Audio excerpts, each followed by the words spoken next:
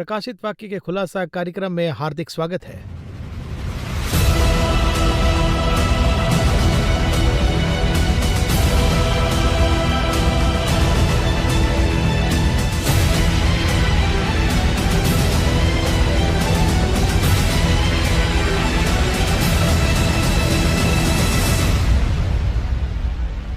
इस कार्यक्रम को बेसब्री से बहुत लोग देखते हैं और सिर्फ देखते ही नहीं, कमेंट्स ही नहीं करते हैं। बहुत सी इंटरेस्टिंग बातों को भी हमें देखने को मिलता है। आप सिर्फ यही नहीं कहते हैं कि यह कार्यक्रम उपयोगी है, बल्कि बहुत से लोग शेयर भी करते हैं। बड़ी खुशी है। हमारा मेन पर्पस है not just to prepare but to prepare others also. तो आप भी इसका लाभ उठाइए और सिर्फ हमारे लाभ के लिए ही नहीं बल्कि दूसरों के लिए भी इसे बताइए, शेयर कीजिए। आज भी ब्रदर एमडी जगन आए हैं। रेवलेशन चैप्टर 8 का चौथे तुरही के बारे में आज बात करेंगे। बहुत से इंटरेस्टिंग विषय हैं। Let's go meet him and asking a few questions. Brother Jagan, welcome to the programme. Praise the lord. बहुत सी बातों पर मैं जब दर्शकों का कमेंट्स देखता हूं तो मुझे लगता है कि वो लोग not only blessed by the programme, वो लोग स्पिरिचुअली भी ग्रो कर रहे हैं। ये देखकर बहुत खुशी होती है। इसके बारे में आप क्या सोचते हैं? एक तरफ जैसे आपने कहा है, सवाल नहीं होंगे तो जवाब नहीं आएंगे। बहुत से कमेंट्स देखे होंगे, बहुत से सवाल पूछे गए हैं। ये देखकर मुझे खुशी होती है। सवाल अच्छे हैं। सवाल अच्छे हैं क्योंकि उससे बहुत से जवाब आते हैं। दूसरी बात, आत्मिक उन्नति के लिए ये प्रोग्राम उपयोगी हो, इस तरह से हम इन्हें बनाते हैं। केवल समय बिताने के लिए कोई प्रोग्राम नहीं बनाते हमारे हैं। पॉपुलैरिटी भी नहीं कर रहे नहीं करते। तो जब बहुत से लोग आकर ये कहते हैं ये आत्मिक उन्नति के लिए बहुत उपयोगी है, यानी परमेश्वर की योजना को पूरी होते हुए हम यहाँ पर इसे देख रहे हैं। अभी भी शुरुआत में एक अलग सवाल कर रहा हूँ। एक आपके नज़रिया इसमें मैं जानना चाहता हूँ। मतलब आमतौर पर रेवलेशन जो है, देखिए एक क्रिएटर है, इस प्रपंच को बनाने वाला क्रिएटर। फ्यूचर में क्या होगा, कैसे होगा, इसको अनलॉक करके, इसे आप कहिए कहकर पैटमोस आइलैंड में जॉन से कह रहे हैं। उसी प्रकार डैनियल में, वहां पर भी उनके समय काल में उनसे ये कहते हैं कि इसे मत कहो। इसे हमने सीजन 1 में भी देखा और अब भी कभी कभी हम उसके बारे में बात करते हैं। अब मेरा सवाल यह है कि देखिए, इतना बड़ा एक क्रिएटर है, हमारे लिए सब कुछ करते हैं, हमको वार्न करते हैं, सब कुछ कहते हैं, हमसे जनता के लिए करते हैं। उनसे मेरा ये सोच है कि वो एक तरफ है, पर अपोस्टल जॉन अब भी कैदी है। तो उन्होंने ये सोचा तो होगा ना कि इतनी बड़ी बात को परमेश्वर हम पर विश्वास करके कहते हैं, मैं भी उसे करने ही वाला हूं, लेकिन अभी तो मैं कैद हूं, चेन से बंधा हूं, मेरी इसे ऐसी परिस्थिति है। तो ऐसा जब सोचते हैं तो ये जब सोच उनके मन में आते हैं तो वो डिस्करेज नहीं होंगे कि ऐसा एक सवाल मेरे मन में आता है। ये सवाल मेरा है। देखिए, ऐसे कैद में पड़े हुए, पतमोस टापू पर रहते हुए, ये बात सच्चाई है। ये दो मुख्य बातें हैं। एक है, यानी एक सेपरेशन की ज़रूरत है। अगर मैं किसी महत्वपूर्ण विषय के बारे में आपसे बात करना चाहूँ तो ऐसे बात नहीं कर पाऊंगा। आपका समय मुझे चाहिए ताकि आप उस पर ध्यान दे सकें। हाँ, मुझे वक्त देना होगा। कुछ समय में परिवार के साथ बात नहीं कर पाते हैं, इसलिए पति पत्नी एक साथ बैठकर बात करते हैं। इसी तरह से तो परमेश्वर कोई महान भेद हम पर प्रकट करने वाले हैं। 2000 साल से संसार को चलाने वाला भेद। इस भेद को देखने के लिए बेस्ट जगह कौन सी होगी, इसलिए पतमोस टापू चुन लिया। आप अभी भी इतिहास में देखिए, बड़े बड़े नेताओं ने अपनी श्रेष्ठ किताबें तो केवल जेल में ही लिखी हैं। जेल का समय मैंने किताबें पढ़ते हुए बिताया है। ये लिखने का समय होता है। अब पौलुस को ही देखिए, जितनी भी पत्रियां उसने लिखी हैं उसने जेल से ही लिखी हैं। तो जेल में रहने का समय, तो अकेले रहने का समय इस तरह परमेश्वर ने किया। दूसरी बात, अगर मैं आपको बहुत ही महत्वपूर्ण भेद बताने वाला हूं तो उसके लिए मुझे आप पर भरोसा होना चाहिए, है ना? नहीं तो फिर नहीं बता सकता। उस विश्वास की परीक्षा तो यही है। इतने दुखों में भी वो मेरे साथ में बना है, मेरे पीछे आ रहा है, ये देख के उसको सौंपा जाता है।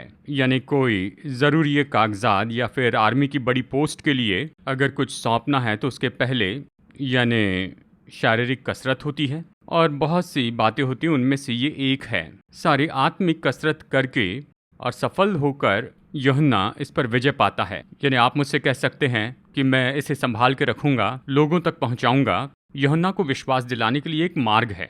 केवल इसके लिए नहीं, आप देख लीजिए दानियल कहाँ पर था। वो तो बंधुआई में था। बेबीलोन की गुलामी में रहते समय उसे ये प्रकाशन दिया गया। एक और बात जरा देखिए, दुनिया के अंत के बारे में यूहन्ना ने लिखा, पर जगत की उत्पत्ति, सृष्टि, उसे लिखते समय प्रभु ने किसका उपयोग किया? मूसा का उपयोग किया। मूसा कहाँ लिखता है? जंगल में लिखता है। परमेश्वर ने उसे यह मिस्र में क्यों नहीं दिया? जो वो फिरौन का बेटा था उस समय दिया होता तो महल में आराम से बैठ के लिखता, वहां पर नहीं दिया, पर परमेश्वर ने जंगल में उसे दिया। तो देखिए ये सेपरेशन है, ये जो क्लेश है, ये सब आपको कुछ चीजें हासिल करने में रास्ता बनती हैं। तो विल्डरनेस में जाने के लिए बहुत सारे प्लस पॉइंट्स है, ये आपका कहना है? मैं सिर्फ फायदे बता अच्छा, रहा तो वही हूँ। आप कह रहे हैं। जी हाँ। लेकिन उसमें कैसे हमें देखना है? जी, बाइबल में देखिए ना, क्रिटिसाइज किए बिना देखना अच्छा है। बाइबल में देखिए, अब्राहम से लेकर हम्म, यानी प्रेरितों तक, यानी क्लेश या फिर जंगल में, ऐसा कौन है जो इनमें से होकर नहीं गया? अब्राहम, इसहाक हैं और फिर याकूब हैं, और फिर जी। उसके बाद इसराइल में बहुत से लोग और गोत्र आए हैं, और फिर उसके बाद मूसा आया, और फिर उसके बाद में दानियल भी आया, या फिर चाहे यूसुफ हो, कोई भी हो, यहाँ तक कि यीशु और पौलुस भी, सब जंगल या फिर क्लेश को पार होकर ही आए।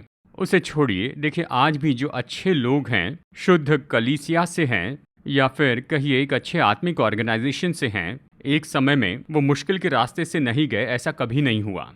ये तो एक रूट है, गुजरना ही होगा ऐसा नहीं, पर इस रास्ते से जाना अच्छा है। अगर बुखार आएगा तो आपकी इम्यूनिटी पावर बढ़ेगी ना, क्लेश में विश्वास बढ़ते जाएगा, और इसलिए परमेश्वर इसे ऐसे आधे में चलाते हैं, और जो पार हो जाए वो मजबूत होते हैं। तुरही के बारे में हम बात कर रहे हैं, अभी हम रेवलेशन चैप्टर 8 का 4th ट्रम्पेट के बारे में बात करेंगे। तो इस संदर्भ को हम कैसे समझेंगे? देखिए, कुल मिलाकर 7 तुरहियां हैं, कुल 7 तुरहियां हैं। इन 7 को आप 2 अध्याय में देख सकते हैं, या कहिए 3 अध्याय में देखते हैं। ये 3 अध्याय हैं, 8, 9 और 11, 3 अध्याय। और इसमें अध्याय 10 तो थोड़ा अलग है, इसे अध्ययन करते समय देखेंगे। तो 8वें अध्याय में चौथी तुरही फूंकी जाती है। ये जो चौथी तुरही क्या दर्शाती है और ये किस बारे में है, यह परमेश्वर ने बताया है। पहले भी जब 3 तुरही के बारे में हमने देखा तो हमने इसके बारे में समझाकर बताया है। एक एक भाग में वो सारी सृष्टि को खत्म करते आ रहे हैं। बनाने वाले वही, मिटाने वाले भी वही। उस नाश के रास्ते पर संसार जा रहा है। पहले अगर आप इसे देखें तो आग के ओले, ये पहली तुरही है। दूसरी, उसमें अग्नि से जलने वाला एक बड़ा पहाड़ समुद्र में फेंका गया। तीसरी में आग के जैसे जलने वाले तारे। इसमें देखें तो एक तिहाई ऐसे पेड़ पौधे जल गए, और पानी का 1/3 हिस्सा पूरी तरह कड़वा हो गया, और फिर समुद्र के 1/3 को क्या हुआ, यानी जीवित प्राणी मर गए, यानी इस तरह 1/3 खाली हो चुका। अब इस चौथी तुरही में क्या हो रहा है, अगर इसे देखें तो ये भी आकाश से आने वाला एक चिन्ह ही है। आमतौर पर देखें तो जो क्लेश काल है वो 7 साल का है, हम कहते हैं ट्रिबुलेशन पीरियड। पहले 3.5 फिर दूसरे 3.5 ऐसे हम बांटते हैं। देखिए, पहले 3.5 साल को क्लेश काल कहाँ है, दूसरे 3.5 साल को महाक्लेश काल कहाँ है। पहले 3.5 साल के क्लेश काल को हम कैसे लेते हैं, यानी आकाश से आने वाला क्लेश, और दूसरा जो भाग है यानी महाक्लेश काल में इस समय भूमि से क्लेश आने वाला है। उदाहरण के लिए परमेश्वर ने इसकी अनुमति दी, आकाश से जो भी आता है, चाहे अग्नि हो, आग से जलता हुआ पहाड़, एस्ट्रॉइड, और फिर उसके बाद जब हम देखते हैं तारे गिरते हैं, सूर्य, चांद और तारे, इस तरह तीनों को हम देखते हैं। ये सभी देखिए दूसरे और तीसरे साल में क्या हो रहा है, पानी सूख जाता है, और फिर उसके बाद भूमि पर संकट आते हैं, राजा आपस में लड़ते हैं। ये सब भूमि से संबंध रखने वाली है। तो इसे कैसे बांट रहे हैं, देखिए ये तो पहले 3.5 साल में होने वाली घटनाएं हैं। ये पूरी तरह से आकाश में से आएगी और क्लेश होगा, इस तरह से कहता हूँ। इसके बाद आकाश से आने वाला क्लेश और भूमि से क्लेश होगा, दोनों होंगे। ये तो महाक्लेश काल है। तो आकाश से आने वाला जो क्लेश है उसके 4 मुख्य भाग हैं, यानी सूरज का 1/3 हिस्सा, चांद का 1/3 हिस्सा, तारों का 1/3 हिस्सा नष्ट होता है। इस तरह से ये नष्ट हो रहे हैं। इसमें कौन सी विशेष बात है अगर ये पूछे तो देखिए, ये ऐसा है जब एस्ट्रॉइड आते हैं, एस्ट्रॉइड शॉवर कहते हैं या एस्ट्रॉइड सुनामी कहते हैं, ये सब एक तरफ से हमला करते हैं, भूमि पर हमला करते हैं, और किसी ग्रह पर हमला करे तो उसे नष्ट करते हैं। यही है। अब सूरज की 1/3 नष्ट हो गई, ये बात एक चिन्ह है अगर ये कहे तो। अब मैं आपको उदाहरण दिखा रहा हूँ, जस्ट एन एग्जाम्पल, ताकि लोग समझ सके। सोलार सुनामी, शायद आपने ये शब्द पहले सुना होगा। ये तो सूरज पर होने वाली एक सुनामी होती है, जैसे समुद्र में सुनामी आती है ना, सूर्य में, सूरज में ही। अब ये क्यों होती है, इसके पीछे एक कारण होता है। अब समुद्र में भूकंप होते हैं, समुद्र में भूकंप आए तो उसके कारण सुनामी आती है। वैसे सूरज के अंदरूनी हिस्से में दरारें आती हैं। सूरज के ऊपरी हिस्से को देखें तो ब्लैक होल ऐसे कहते हैं, काले रंग का छेद। अब ये छेद जो दीवार पर हम करते हैं, इस तरह से मत सोचिए। ये छेद तो बड़े होते हैं, उदाहरण के लिए पृथ्वी को उसमें रख सकते हैं बड़े छेद में, और इससे बाहर निकलने वाली किरणें। सूरज के अंदर की गर्मी और बाहर की गर्मी में फर्क है। सूरज की जो अंदर की गर्मी है उसमें से निश्चय ही किरणें निकलती हैं। अभी हम जानते हैं अल्ट्रावायलेट रेज, इंफ्रारेड, ये सब कहते हैं ना, या प्लाज्मा रेज ऐसे कहते हैं। तो ये आता है और इसी तरह से देखिए सूर्य पर भूमि के जैसे भूकंप आते हैं। सूर्य कंप उबलते उबलते ये बनता है। अब इसमें एक खासियत क्या है, 11 साल में या फिर 22 साल में कहिए सूरज और धरती एक लाइन में आते हैं तो ये जो किरणें होती है वो सीधी भूमि पर पड़ती हैं, यानी ऐसा होता है। देखिए सन 2012 में ऐसा हुआ था, यानी नॉर्दर्न आयरलैंड के हिस्से में सोलार सुनामी होकर गुजरी। उस दिन आकाश हरा हो गया था। उस दिन कम्युनिकेशन सिस्टम पर बहुत प्रभाव पड़ा वो था। बहुत ही भयंकर है, मतलब बहुत ही रिस्क है, एनीथिंग कैन हैपन, इस हद तक कुछ उसमें जी हो हाँ, ये सकता हमारे समय में हो रहा जी है। हाँ, हाँ। अखबारों में ये खबर आई थी, आप देख सकते हैं। सन 2012 में मार्च के महीने में नॉर्दर्न आयरलैंड के हिस्से में एक सोलर सुनामी क्रॉस हुई थी। उसके कारण आकाश हरा हो गया था। उस दिन आप देखें तो संचार की गतिविधि में बहुत बड़ा प्रभाव पड़ा था। कभी थोड़ा पड़ता है। अभी ये सोलर सुनामी का जो प्रभाव है वो बढ़ते जाएगा। इसके प्रभाव के बारे में भी चर्चा हो रही है। ये बढ़ रहा है, बड़ा हो रहा है। ऐसा होने पर सूर्य के ऊपरी भाग को नुकसान होगा। साइंटिफिक रूप में ये बात साबित हो चुकी है। ठीक है, उसके बाद में क्या कहता है, सूरज का 1/3 हिस्सा और चांद के 1/3 हिस्से की हानि जी। होगी। ऑब्वियसली सूर्य की हानि होगी तो चांद की भी हानि होगी। क्यों? चांद जो है वो तो सूर्य की किरणों को रिफ्लेक्ट करने वाला नक्षत्र है। इसी तरह से जब ऐसा होता है कि सूर्य पर इस तरह प्रभाव पड़ता है, अगर सूरज इस तरह से छिप जाए तो उसकी किरणें पृथ्वी पर नहीं आएगी। तो ये ऐसी एक घटना है। इसी तरह से चांद में भी कुछ बदलाव आएंगे सूर्य के बदलाव के बाद। देखिए दुनिया क्या कहती है, सूर्य के हिसाब से हम करीब जा रहे हैं कहते हैं, यानी सूरज के आसपास हम चक्कर काटते हैं। सूर्य कुटुंब कहते हैं। सूर्य के हिसाब से हमारा जीवन ऐसे कहते हैं। आत्मिक रीति से नहीं कहता, वैज्ञानिक रीति से कहता हूँ। सूरज पर प्रभाव पड़ेगा तो क्या होगा? नेचुरली सब कुछ नेचुरली सब पर प्रभाव पड़ेगा। सूर्य पर प्रभाव हुआ, ये शुरू हो गया कहता हूँ। इसे साइंटिफिकली होते हुए हम देख सकते हैं। तो उसके प्रभाव के स्वरूप में धीरे धीरे चांद का भी 1/3 नाश हो जाएगा। उसके बाद जो तारे हैं उनकी 1/3 नाश होगी। जैसे शावर कहते हैं, स्टार शावर कहते हैं। कई बार आपने पढ़ा होगा कि जो तारे हैं वो एक शावर के जैसे भूमि पर गिरते हैं। ये वो नहीं है। खैर उदाहरण के लिए कहता हूँ, ये होने वाली घटना है। एक सोच के साथ हम कहते हैं कि ऐसा हो सकता है, ये कहते हैं, और जब ये होगा तब इसकी असलियत पता चलेगी। अब तक हमने ऐसा नहीं देखा है। अभी इसके साथ एक और चीज हमें देखनी चाहिए जो अभी हम देखेंगे। ये आगमन के बाद होने वाली घटना है। अध्याय 11 के बाद में होगी। कंफ्यूज नहीं करना है। कंफ्यूज मत होइए। ये ऐसा नहीं कि आज होगी या कल होगी, ये उसके आगमन के बाद में होगी। उसके आगमन के बाद ये घटना होगी। कब आ रहा है ये हम नहीं कह सकते। जी, बाइबल में नहीं कहा है। यीशु के दिन में ही बाइबल में नहीं कहा है। ये कब और कैसे आएगा पता नहीं है। जब चांद पर प्रभाव पड़ता है तो उससे क्या होता है, तब तक 1/3 हिस्सा अंधकार में चला गया तो दिन में भी 1/3 हिस्से में प्रकाश नहीं होगा, वो रात के जैसे ही होगा। अब देखिए ये जो वचन है इससे थोड़ा यानी विस्तार से देखें तो इस तरह कह सकते हैं। योएल की किताब में इसे समझाकर बताया है। ये यहाँ पर इस तरह कहता है कि परमेश्वर का दिन कैसे होगा। इस तरह वो कहता है। योएल की किताब अध्याय 2, 10 और 11 वचन में यह हमें बताया गया है। उनके आगे पृथ्वी कांप उठती है और आकाश थरथराता है। सूर्य और चंद्रमा काले हो जाते हैं और तारे नहीं झलकते हैं।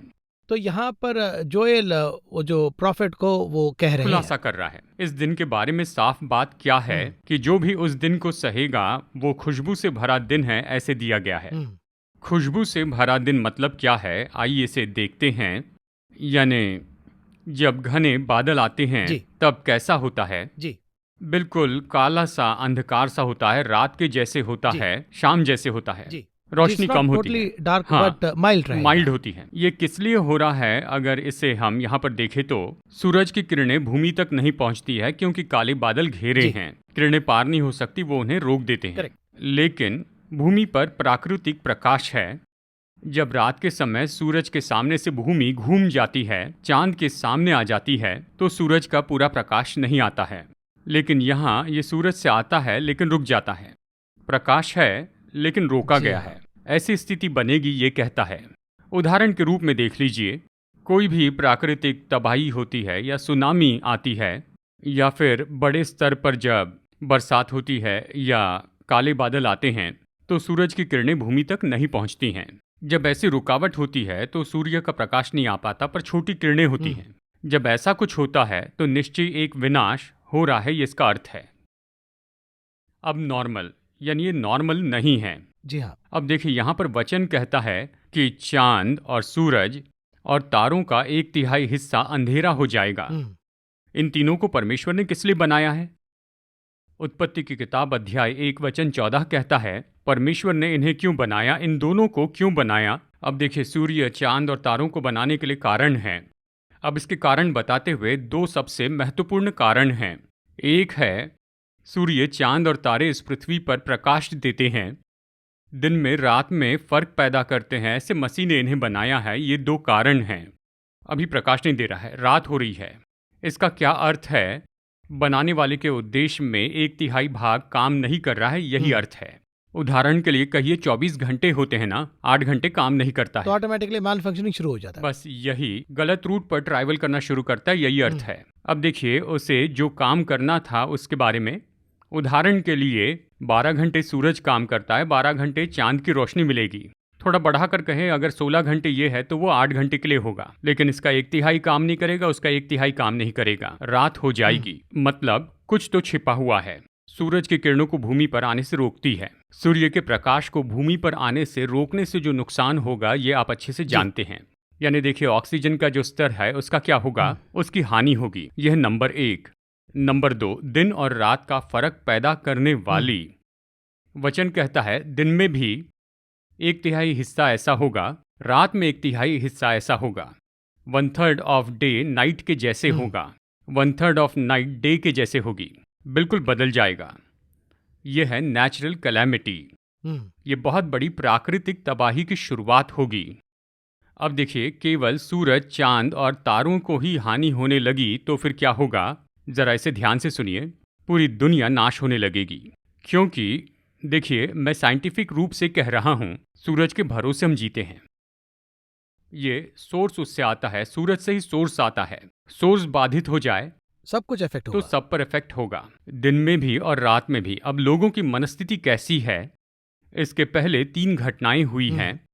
एज इट इज वो सबसे पहली बात, ऑक्सीजन लेवल घट जाता है, क्योंकि 1/3 पेड़ पौधे खत्म हो गए हैं। दूसरी बात, H2O पानी, पहाड़ पानी में गिरता है, और वो पीने भी का पानी खत्म होता है। श्वास लेने के लिए ऑक्सीजन नहीं है, दूसरी बात पीने का पानी नहीं। तो अभी उनका जो साधारण जीवन, आम जीवन पर प्रभाव पड़ता है, ऐसे हो रहा है। ये सब अभी नहीं हो रहा है ऐसे लगता है क्या? ये अभी नहीं हो रहा है ऐसे लगता है क्या? ये पार्ट पार्ट के रूप में हर जगह पर हो रहा है। कहीं ना कहीं तूफान आ रहे हैं, दिन और रात का अंतर न हो ऐसे मेघों से पूरा बादल ही कहीं पर घिरा हुआ है। कहीं तो पीने लायक पानी नहीं है, पानी कड़वा हो चुका है। तो कहीं तो पेड़ पौधे काट दिए जा रहे हैं, अमेज़न के जंगल में आग लगने लगी है। ये कहा जाता है ये सब हो रहा है, ये हमें एक सैंपल लगता है। लेकिन जब ये 1/3 हिस्सा नाश होगा, 1/3 ऑफ द वर्ल्ड, जब ये बदलेगा तो बड़े रूप में नाश होगा। अब ये सब हो रहा है, होने जा रहा है, ऐसा होगा, ये इस तरह से कहते हैं। ऐसे कहने पर एक समूह के लोग इस तरह से कहते हैं, ये सब हमें ऐसा क्यों कहना है, ये क्यों कह रहे हैं? बाइबल में कहा है कि ये होने जा रहा है, इसके होने के सिम्टम्स हम देख रहे हैं। चेलों ने यीशु से पूछा, तेरे आने के और जगत के अंत के चिन्ह क्या होंगे, ये तू हमें बता दे। जगत के अंत के चिन्ह उन्होंने पूछे। जगत के अंत के बारे में कह रहे हैं तो फिर डरना तो है ही ना। या फिर यीशु ने उनसे कहा होता, देखो तुम जगत के अंत के बारे में चर्चा कर रहे हो, अच्छे विषय पर तुम बात करो, लोगों को जो जरूरी है उस पर बात करो। पर यीशु जिम्मेदारी से उन्हें जवाब देते हैं। जगत के अंत में क्या होगा, कैसे होगा, उसके पहले संकेत क्या है, सब बता दिया। तो जगत के अंत के संकेत के बारे में कहते हुए तुर ही जगत के अंत का एक चिन्ह है। तो इसी भी बताने के लिए ही इसे भी कहने के लिए लिख कर दिया है। आसिया महाद्वीप के 7 कलीसियाओं को तो उसे भेज दे। नहीं यूहन्ना, इसे कृपया मत भेजना, क्योंकि ये बहुत ही ऐसी बात करने से अच्छा है। इसमें बहुत ही भयानक बातें बताई हैं, नाश होने की बातें। ये सब कुछ लिखकर देने के बाद कहते हैं, लिखकर इसे भेज दो। किसको भेजने को कहते हैं? कलीसिया को भेजने को कहते। आज के लोग क्या कहते हैं, ये बातें कलीसिया में मत बताना। तो वो परमेश्वर के वचन के विरुद्ध में जा रहे हैं। आज हम इसे अपनाएं या फिर इसे अपनाए बिना ही छोड़ दें, संसार इसकी ओर चलना शुरू कर चुका है। ये हम नहीं कह रहे हैं, वैज्ञानिक कहते हैं। वैज्ञानिक क्या कहते हैं? ये जो दुनिया है ये तो अपने अंत की ओर अपनी यात्रा में आगे बढ़ रही है, इस तरह कहते हैं, क्योंकि सब कुछ गलत ही चल रहा है। चाहे पैंडेमिक हो या कुछ भी हो, गलत हो रहा है। यानी हमारा ये बड़ा विनाश होना तो अब बिल्कुल शुरू हो चुका है। हमें सावधान रहना, इस तरह से कहते हैं ना। हम ये आत्मिक रूप में कह रहे हैं, बड़े नाश की तैयारी होने जा रही है। बाइबल में ये कहा गया है, सावधान रहिए, यही हम कहते हैं। लगातार जब इस तुरी के बारे में बात कर रहे हैं तो जैसे कि आपने कहा, जिसने सर्वनाश क्रिएट किया वही ये भी ला रहे हैं। और एक और जगह पर परमेश्वर ये कह रहे हैं कि इसे बताओ, पर हम ही जब उसको दूसरे एंगल से देखते हैं तो उस एंगल से चर्च में बताओ करके परमेश्वर स्पेसिफिकली कह रहे हैं। लेकिन इन जो चर्च है दूसरे एंगल से, इनको भी एक होपफुल मैसेज देना चाहिए, ये तो एक दूसरे पॉइंट है। तो जब हम ये सोच देते हैं तो ये जो होप का जो कॉन्सेप्ट है ये धीमा पड़ जा रहा है, ये मुझे लग रहा है। यही मेरा सवाल है। नहीं, देखिए, जब पवित्र आत्मा आता है, यूहन्ना 16 में बताया गया है, तो वो पाप के बारे में, धार्मिकता के बारे में और न्याय के बारे में कायल करेगा। तो दो चीज सही है, बस इसे नहीं कह रहे हैं, यही तो मैं बता रहा हूँ। इसे भी कहना है।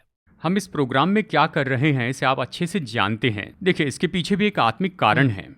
ये जो पहले दो है उस पर हमने काफी बातें की हैं, पर इस पर बात रोक दी है। देखिए, लगभग 30 साल पहले एक कन्वेंशन, ऐसे कहते हैं ना, पहले दिन देखा जाए तो उद्धार के बारे में है, दूसरा दिन देखिए पवित्रता, बपतिस्मा, इसके बारे में होता था, आखिरी दिन तो न्याय के बारे में होता था। हाँ, बट नॉट टुडे। उसके बारे में बात करने से ही गलत समझने लायक या फिर क्रिटिसाइज करने लायक ऐसी स्थिति में संसार आ चुका है, दुनिया क्योंकि आज संसार आशीषों के बारे में बात करना चाहता है। आनंद के बारे में बताइए कहते हैं। आनंद के बारे में बताने में कोई गलती नहीं, उसे हम गलत तो नहीं उसे गलत नहीं कहते, उसे नहीं बताना नहीं कहा, उसका ओवरडोज देना शुरू कर देते हैं, तभी हम उसे गलत कहते हैं। आनंद के बारे में बताइए, उद्धार के बारे में बताइए, अच्छे जीवन के बारे में बताइए, उसके साथ न्याय के बारे में भी बताइए। यही कह रही कि बैलेंस फूड दीजिए, बैलेंस फूड दीजिए, यही तो सही है ना। अभी जैसे बच्चे की एडमिशन हो गई, मेरी जिम्मेदारी खत्म हो गई, ऐसे कहने वाले तो गलत है ना। उसके बाद ही हमारी जिम्मेदारी आती है। करेक्ट। उद्धार पाने से सब खत्म हो गया, ऐसे नहीं कह सकते हैं। उद्धार पाने के बाद स्वर्ग में चले जाएंगे, नहीं, अभी बस एडमिशन हुई है, इसके बाद पढ़ना है, आखिरी में एग्जाम होगी, उसमें पास होना है, वो एग्जाम ही जजमेंट है। आज हमारे इसके बारे में बात करना ही गलत है कहते हैं। कैसे? नहीं, मैंने दर्शकों के बारे में नोटिस किया, अब हाल ही में जब हम एपिसोड्स करते हैं तो बहुत से यंग लोग इस कार्यक्रम को देखते हैं। हम आमतौर पर सोचते हैं कि रेवलेशन का नाम से ही बुजुर्ग लोग ही इसे देखते हैं, बट इस कार्यक्रम को उस 20 to 45 ग्रुप भी बहुत ही सीरियसली देखते हैं। एक तरह से बहुत खुशी भी है मुझे उससे। यंगस्टर्स में एक अवेयरनेस क्रिएट हो रहा है। जब मैं ये सोचता हूँ तो बहुत ही खुशी मिलती है। अब एक समय के युवा, यानी देखिए, मैं 20-25 साल पहले की बात कर रहा हूँ, जब मैं प्रभु के पास आया, तब बाइबल जो थी वो बिल्कुल रॉ थी। बस इसमें कुछ सिद्धांत हैं, इस तरह से हम सोचते थे। तब भी बहुत से लोग ऐसे विषयों पर बताया करते थे। देखिए, ऐसे विषय पर बताते हुए इसकी ज़रूरत है, लेकिन इससे भी ज़्यादा ऐसे सबूतों के हिसाब से देखना है। तुलना करके अगर बताते हैं तो ये बहुत ज़्यादा आकर्षित करता है। आज हमारे जो युवा है क्या सोचते हैं, ये बाइबल जो है ये क्रिश्चियन लॉ बुक है, इस तरह सोचते हैं। और इससे भी बढ़कर, जैसे आप कहते हैं, ये ऑटो अपडेटेड है। आज जो कुछ भी चीज़ें हो रही हैं उन सभी के बारे में इसमें बताया गया है। दिलचस्पी से पढ़ना शुरू कीजिए। क्यों? क्योंकि बड़े जो साइंटिस्ट हैं वो भी बाइबल में से उदाहरणों को अपनाने लग चुके हैं। तो इस तरह से बाइबल तो हमेशा जीवित रहती है। हम उसे किस हद तक हमें समझते हैं, इसमें कितना समझना होगा, सोचिए। ये तो सच में बहुत ही अद्भुत बात है। अब ये तुरही के बारे में ये चौथा जो है, इससे आपने बताया, इस चौथे में इतनी सारी बातें होती है। हमने सूर्य के बारे में बात की, मून के बारे में बात की। इसके बाद जो रिमेनिंग है वो और थोड़ा ज्यादा भयंकर होगा। ये जब मैं सोचता हूँ इसके ऊपर क्या हो सकता है, ऐसा मेरा एक सवाल है। अगर हम इसे देखें तो यहाँ चौथी तुरही को देख रहे हैं, उसके पहले की 3 तुरही बहुत भयानक है, ऐसे बाइबल कहती है। वचन 13 क्या कहता है? मैंने देखा तो आकाश के बीच में एक स्वर्गदूत को उड़ते देखा और ऊंचे शब्द से ये कहते सुना, उन तीनों स्वर्गदूतों की तुरही के शब्दों के कारण जिनका फूंकना अभी बाकी है, पृथ्वी के रहने वालों पर हाय, यानी हाय हाय हाय, इस तरह कहता है। इसे सुनने में भी बहुत कष्ट होता है। इसके बाद जो आने वाला है वो तो बहुत ही भयानक और बहुत ही खतरनाक कहता है। इससे पहले के बारे में कहते हुए या फिर मुहर के बारे में कहते हुए तभी हम बहुत बुरी चीज़ें देखते हैं, बहुत दुखद चीज़ें देखते हैं। बहुत सी चीज़ें कही हैं। वचन कहता है ये 5वीं, 6वीं और 7वीं तुरही के समय सबसे बुरा होगा कहता है। बाद में जो आने वाला है, इसीलिए तो इसे महाक्लेश काल। देखिए, इन सारी बातों पर जोर देते हुए परमेश्वर हमें ये फिर से क्यों देते हैं? ताकि उस क्लेश काल में ये न जाएं, वो इस आपदा में बिल्कुल न जाएं। उसके पहले मसीह के आने में और छुड़ाने में जो योगदान है, ताकि वो बच जाए, यही परमेश्वर की इच्छा है। ये इसका पॉजिटिव दृष्टिकोण है। ये सब आने वाला है, आप इसमें फंस जाएंगे, ऐसे हम नहीं कह रहे हैं। ये आने वाला है, इसमें मत फंसिए, इससे बचिए, ऐसे कह रहे हैं। यही तो बड़ी बात है। तो जब आप ये कहते हैं तो इससे हमें बचना है, यही सिर्फ नहीं, उससे उनका प्रेम भी बाहर आता है। जी हाँ, देखिए, हाउ कैरिंग, एक तरफ इसे जिसने क्रिएट किया वही डिस्ट्रॉय कर रहे हैं, उसका एक एंगल है, वो एक नजरिया है, उसे डिस्ट्रॉय करने का रीजन ही हम ही है। देखिए, अभी मिटा रहे हैं, ये हमारे हाथों में देखा, हमने सही नहीं किया इसलिए नाश कर रहे हैं, और तरीका नहीं, इसलिए यही फॉर्मूला है। उस स्थिति में भी उसे बचाना चाहते हैं। वो कितने प्रेम रखते हैं उसका। हाँ, अब इस प्रोग्राम का या फिर परमेश्वर की योजना जो है, बस एक ही मकसद है कि लोगों को बचाना है। हमारा मकसद लोगों को मिटाना नहीं, उन्हें मारना नहीं है, इतनी बड़ी विपदा में उन्हें बचाना है। यही परमेश्वर चाहते हैं, हम भी यही चाहते हैं। बहुत सी बातें आपने कहा ब्रदर जगन। अब ये चौथा जो तुरी है, इसके बारे में हमने देखा और अगले कार्यक्रम में आगे बढ़ेंगे। अगर इस चौथे को अगर आप एक समरी के हिसाब से बताएंगे तो हम टेक अवे के रूप में दर्शकों को क्या दे पाएंगे? उसके आने के पहले ये जो भूमि है, ये पार्ट पार्ट में बनाई गई। यानी पहले दिन उजियाला और फिर दूसरे दिन भूमि पर का पानी जो है वो 2 भागों में इस तरह से बांटा गया, और फिर तीसरे दिन पेड़ पौधे घास उगाए गए, और फिर चौथे दिन सूर्य चांद, 5वें दिन मछली और पक्षी, 6ठे दिन पशु और मनुष्य। एक प्रोटोकॉल इस तरह से। वही अब चीज यही रिवर्स हो रहा है यहाँ। देखिए, पहली तुरही पेड़ पौधे और हरियाली नाश हो गई, और दूसरी तुरही में यहाँ आकाश से आग से जलता हुआ पहाड़ समुद्र में डाला गया, और समुद्र के 1/3 जलजीव मर गए। तीसरी तुरही में पानी पर प्रभाव पड़ा, पानी पीने वाले मनुष्य मर गए। चौथी तुरही का प्रभाव सूरज, चांद, तारों पर हुआ। यानी जैसे रचना की गई वैसे नाश किया गया। वहां सब कुछ एक के बाद एक बनाया, और यहाँ पर सब फिर से रिवर्स हो रहा है। 8वें अध्याय में हम देख सकते हैं यही कहाँ है। इसके बीच में यीशु फिल्टर करते हैं, अपने लोगों को उठा लेते हैं, हमें सुरक्षित रखते हैं, और इसके बाद में ये सब शुरू होता है। तो नाश की जो शुरुआत है वो अध्याय 8 से शुरू होती है। यही सबसे मुख्य बात है। बहुत धन्यवाद ब्रदर जगन। हमने बहुत सारे विषयों के बारे में बात की, और इसका मुख्य सार जो है be prepared and let's prepare others. जी हाँ, तो उसे हम गॉड्स लव ही ऐसा ही खास कर कहेंगे। तो उतनी सारी बातें गॉड्स लव से संबंधित है। इस कार्यक्रम में आने के लिए बहुत बहुत धन्यवाद। नेक्स्ट प्रोग्राम में विल अगेन मीट यू।